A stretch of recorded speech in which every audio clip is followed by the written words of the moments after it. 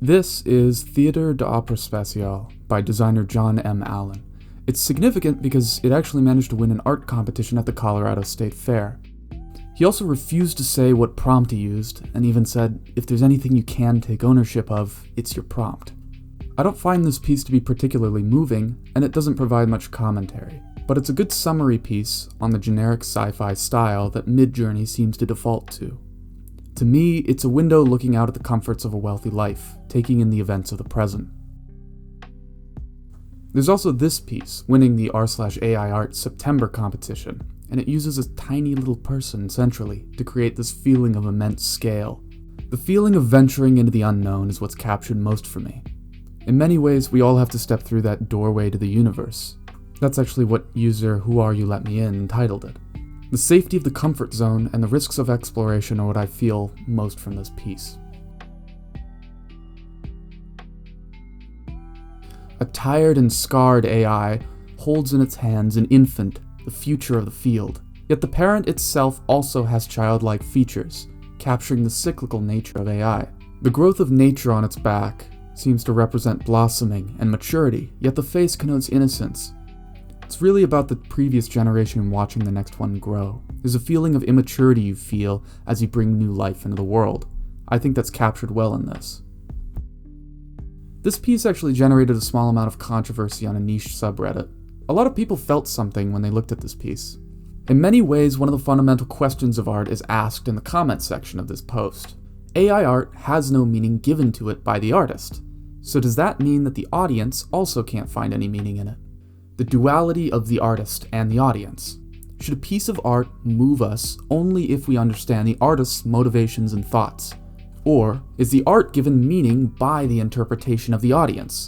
These AIs are trained in human-made art, so really, in many ways, it's a reflection of what we make. The question you're asking is this: is humanity the defining feature of art? Nature is profoundly beautiful, but most don't call a rose bush an artist. You can see how this question quickly becomes theological. Perhaps nature is the art of a higher power. On the other side of the coin, perhaps humans are machines. How is our interpretation of a prompt like The Visitor any more valid than the interpretation by a neural network, especially one that has access to more human art context than we ever could?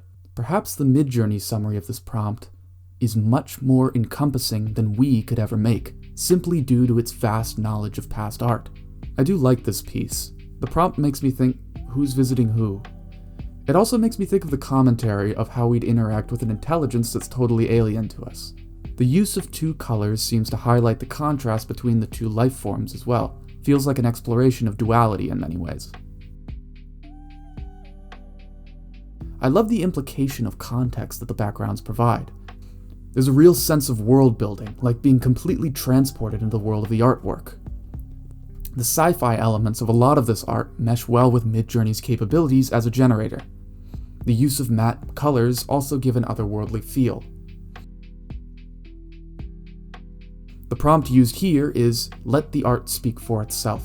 I think it's a good one to end the video with, because to me it represents the world of generated art, and how it scares us. AI for the first time is leaping out at us, and our reactions in many ways are that of a child. We feel a combined sense of awe and fear, and yet we still feel as though we can control it with our tiny sharp stick.